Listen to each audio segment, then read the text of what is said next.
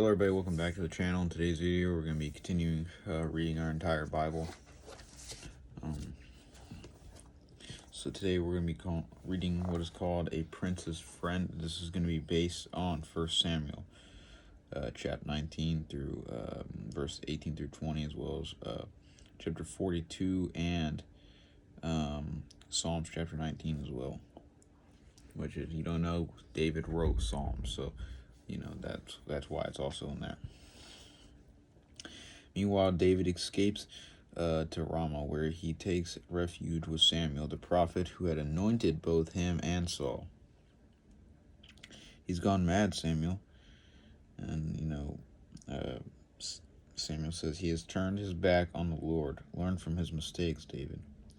May the Lord protect me from sinning on purpose. Let the words of my mouth and the meditation of my heart always be pleasing to the Lord, my rock and my redeemer.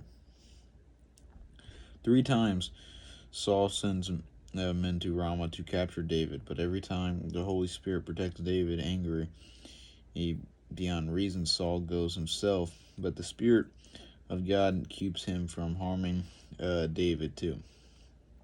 After this, David seeks out his friend Prince Jonathan, and he sends him a letter, meet me at the practice field. The two friends have a secret union. I can't go on hiding from your father like this. If your family wants me dead, why don't you just kill me now where I stand? Do it as a friend, and put me out of my misery. No, David, I promise. I'll talk to my father out of killing you.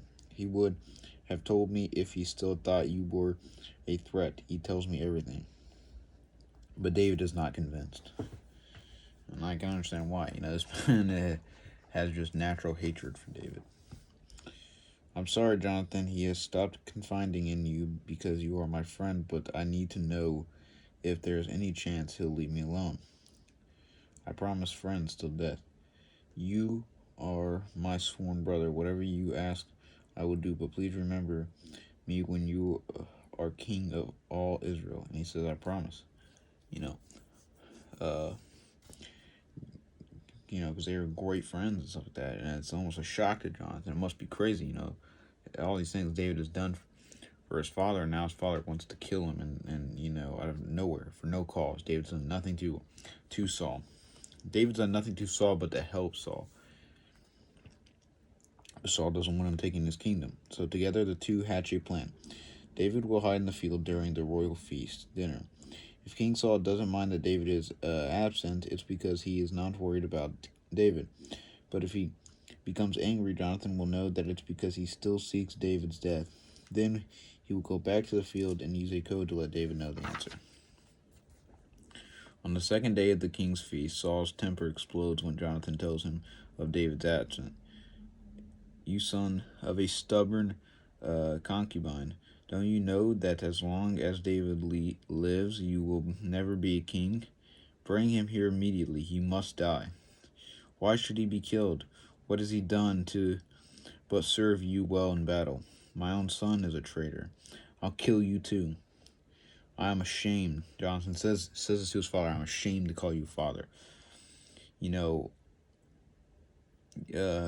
His jealousy and his hatred, and his selfishness, has really just shocked Jonathan. You could tell, and this would shock me. He's really drawn himself away from God and just let all these feelings that come from the devil, crowd his mind, and he will not stop until he can attempt to try to kill David. But God, has all power and all, his will is over everything in your life, and he'll protect David. There's nothing Saul can do to David. So Saul doesn't kill his son, but the next morning Jonathan goes out to the fields and gives David the signal. I'll go get my arrows. I overshot the target, so you'll have to run far away to find them. Thank you, Jonathan. I will flee from Saul and let the Lord tell me when I can come back. So he had taken the arrow, and that was his indication that, Saul had not changed. He still wants to kill David. So now David is going to run off and wait till the Lord commands him to come back.